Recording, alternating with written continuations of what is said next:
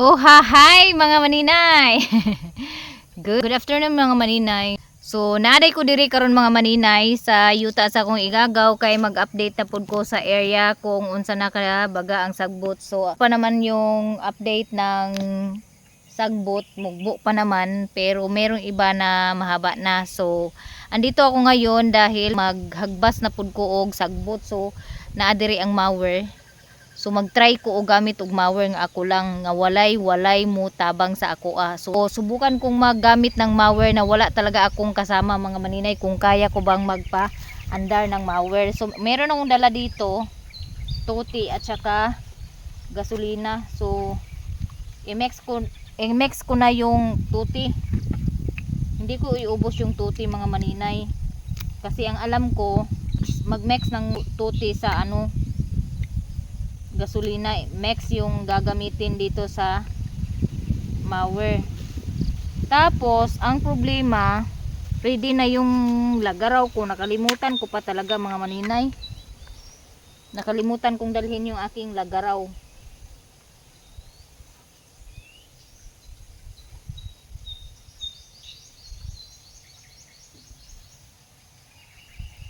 Di siguro kailangan marami, no? Kunti lang siguro, kalahati lang. Subukan lang natin kung kaya ko magpaandar na ako lang. So merong blade dito, pinutol ko na yung mga yung mga nylon, pero hindi ko alam kung mabuksan ko yung yung lock nitong sa blade, kasi blade pala yung ginamit ni kuya nung siya doon sa bahay nila. Subukan ko lang yung blade, subukan natin magpaandar. Uy, ginoo ko, nabali naman dahil eh. Andar, o baka nino, tulo. Hindi kaya to? Nag-overflow na naman to. Natuwad man dahil na ako mga maninay.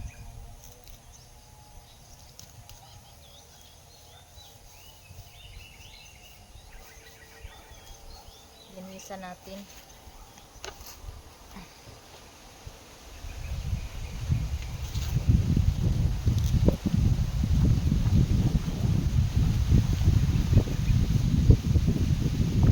Mayroon siyang salaan dito, streamer siya dito para hindi mapasok yung dumi ba, hindi malagyan ng dumi yung ilalim ng tangke. Uy, hindi ako marunong hindi ako marunong magpa-shot.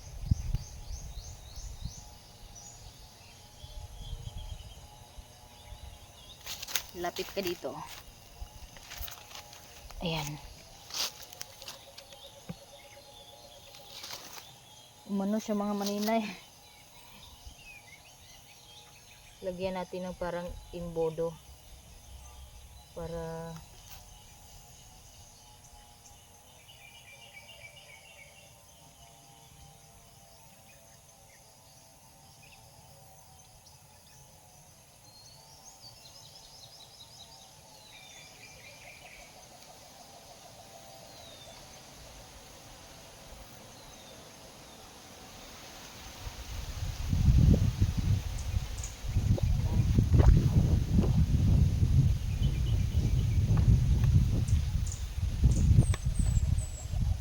dito natin masubukan yung tatag ni maninay. dito ko masubukan yung ko mga maninay, kung kaya ko ba talagang magamit ng mower nang walang tutulong. Tapos punasan ko tong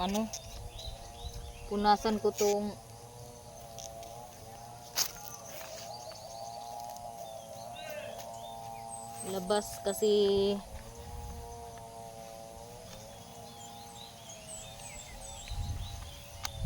ayan, tingnan natin. Tapos open, stop. Okay, stop natin. Baka mamaya natin natin.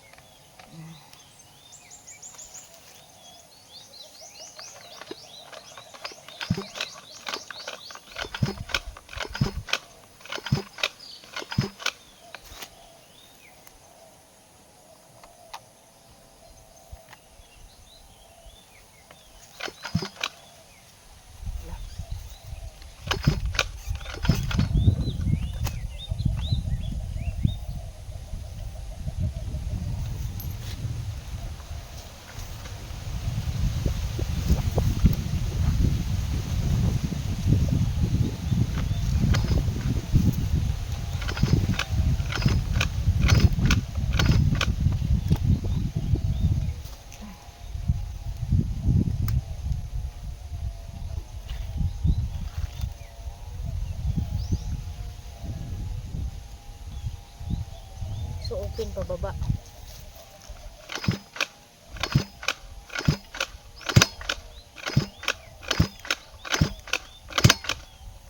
Yan, di man ako marunong magpaandar.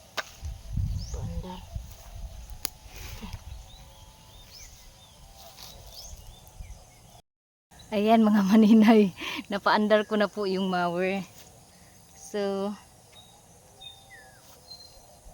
ganito lang kaya si maninay oh.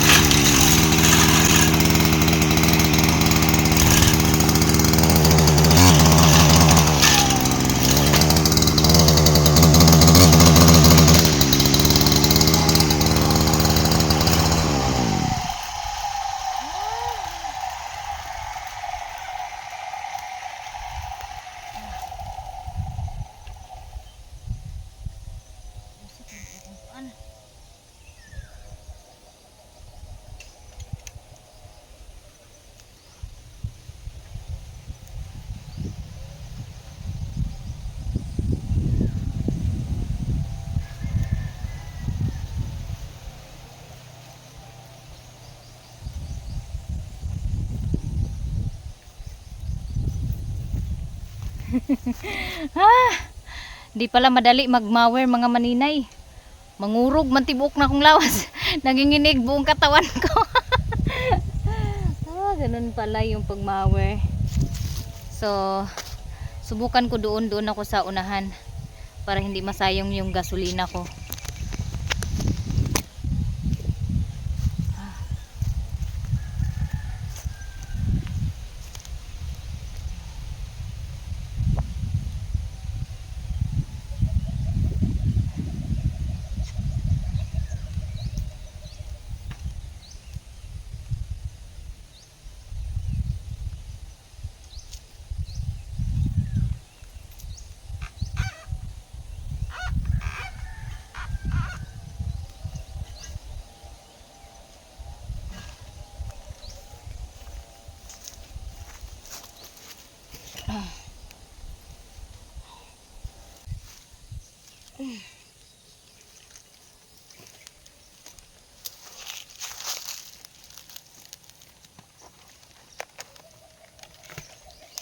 So dito tayo sa unahan. Guwapa kayo ang nagmower no. Joke. Doon ako, unahin ko yung doon sa dulo kasi hindi yun na lampas nung nakaraan. Inanay di ay no. Ganito pala yung magmower mga maninay. Manginginig yung kamay mo.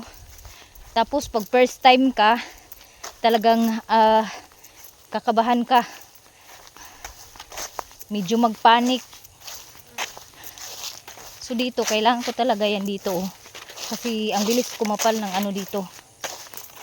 Yung blade hindi ko mapalitan ng nylon. Maganda sana yung nylon kasi hindi ba delikado pag nagmower. Wala pa naman akong ano lagaraw na nadala dito oh. Hindi to na isali nung nakaraan. Kaya dito ako mag-start. Ganito lang pala magmower mga maninay. So paandar na naman natin mga maninay.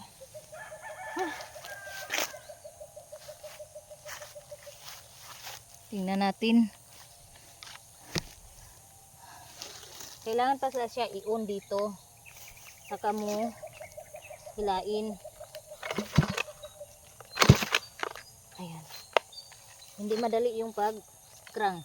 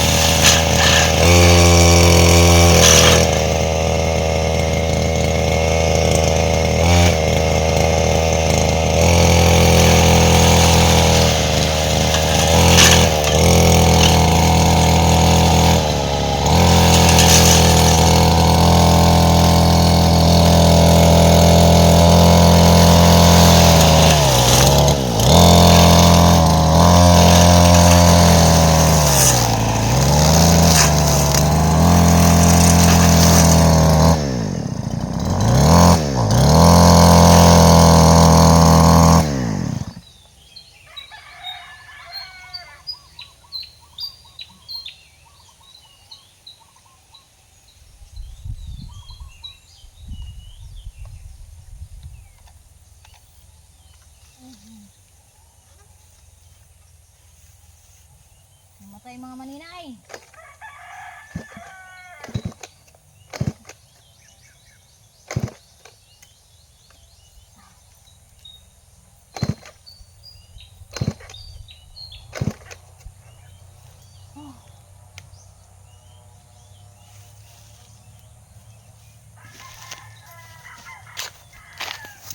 Hindi pala madali talaga maninay.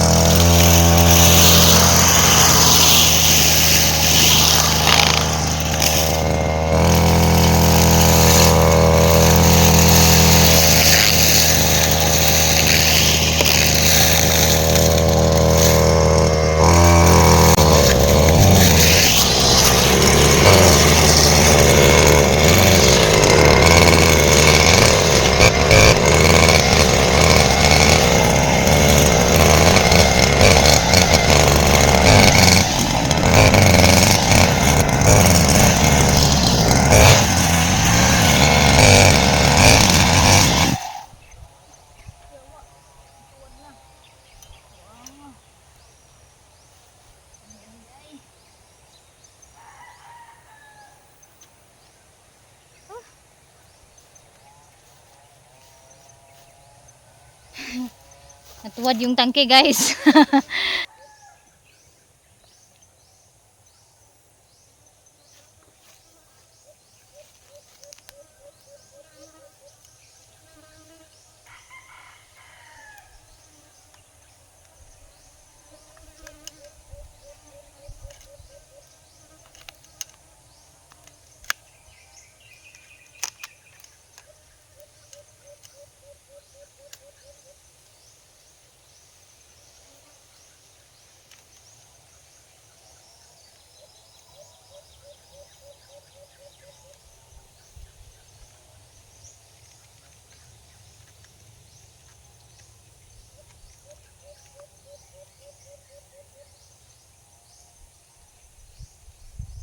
Maglagay ako ng tali dito sa baywang ko mga maninay kay kaya ito itali sa baywang. Maano man siya, maikot man yung handle ba? Naiikot yung handle.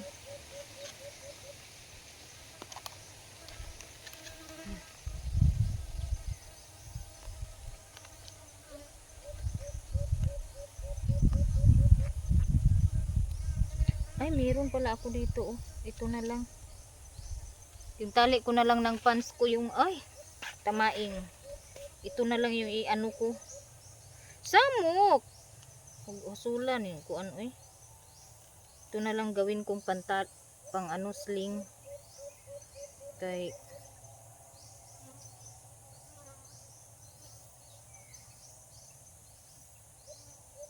try natin. Dalawa yung iano ko. Ayan. Kasi matuwad manggod ang ano. Paano ba to ganyan? Aray! Punyeta na ano. Kinagat yung ano ko. Pinakagat ako ng tamaing. Aray.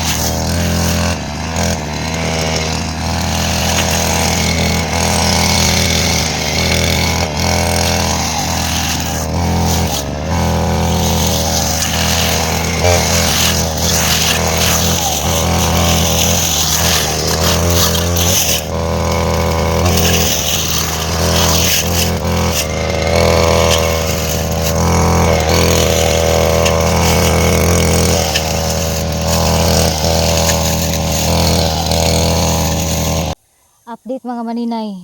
So, ayan po yung aking nalinis. Dito, so, paubos na yung gasolina ko dito sa tangke. Kaya kailangan kong i-refill. Mag-refill na naman ako ng gasolina. Ayan. So, kailangan ko ng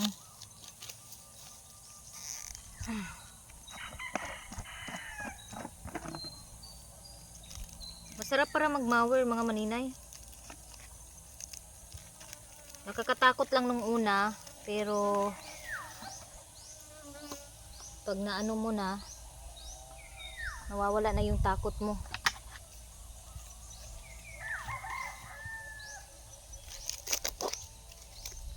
Naiinis ako dito sa sa bubuyog.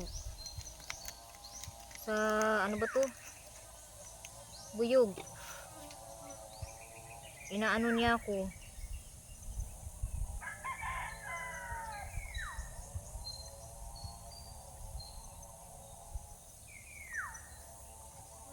Kailangan ko ng dahon na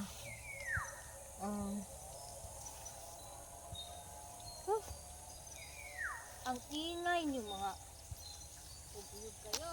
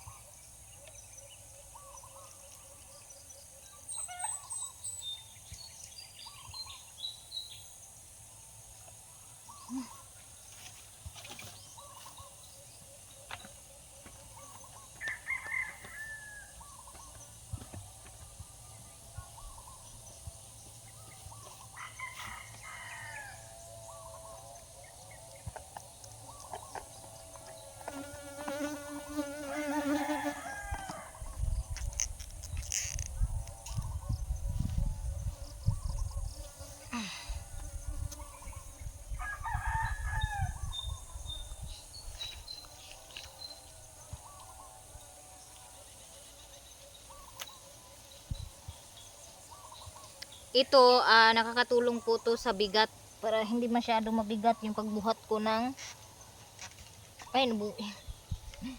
hindi ko pa pala napaandar mga maninay.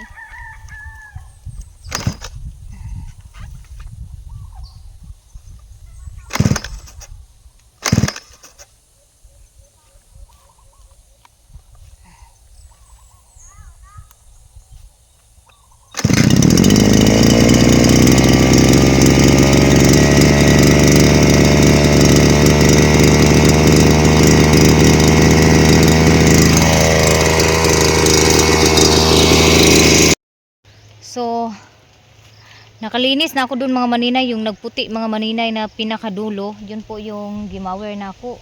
Tapos umulan dito, hindi ko alam kung ano ba to, uulan pa ba to, hindi na pa, wala yung ulan mga maninay. So, huminto ako. So, tapusin ko na lang yung meron doon, umbok ng damo. Yun na lang yung tapusin ko at baka lumakas ba yung ulan. May dala pa naman akong power bank at saka cellphone, baka mabasa. So, lumakas na yung ulan mga maninay. Kailangan ko na talagang umuwi mga maninay. So bukas ko na lang yung tapusin pag hindi na umulan. So andito na ako sa bahay mga maninay. Tapos ito ang naabutan ko. Andito pala sila ni mama at saka yung mga pispis. Oh. Hi guys! Oh. Tapos ayan, nilagyan ko, pinikas ko yung sako kasi naanuhan po yung loob ng higaan. Nag-ano pala sila. Ayan hinakot nila lahat ng haloblak. Nahakot na tanan haloblak, ma? Wala pa. Makakita lang yung phone. Unsa man? So, ayun, buti na lang yung baha nasa kalsada dumaan. Hindi dito sa talaga gilid. At mabuti na rin na hindi malakas masyado yung ulan. Dun lang sa kabila yung baha. Ayan. Inakot na nila yung hollow blocks na nag-snack na sila pag abot na ako. And then, mayroon na pong tubig. Inanuhan na pala ng pinsan ko yung tubig. Andito na puno na. So makapagsimula na kaming trabaho siguro bukas kung hindi uulan. No, kailangan ko pa ng either tabla or plywood para pang dito sa buhusan ng septic tank kasi bubuhusan lang yan. So kailangan talaga siya ng plywood or anything na pwede ibalay-balay. Basta sabta na lang to ninyo mga maninay. Tapos basa ako, wala akong damit. Kumuha si Janjan at saka si Chacha, pinakuha ko ng damit.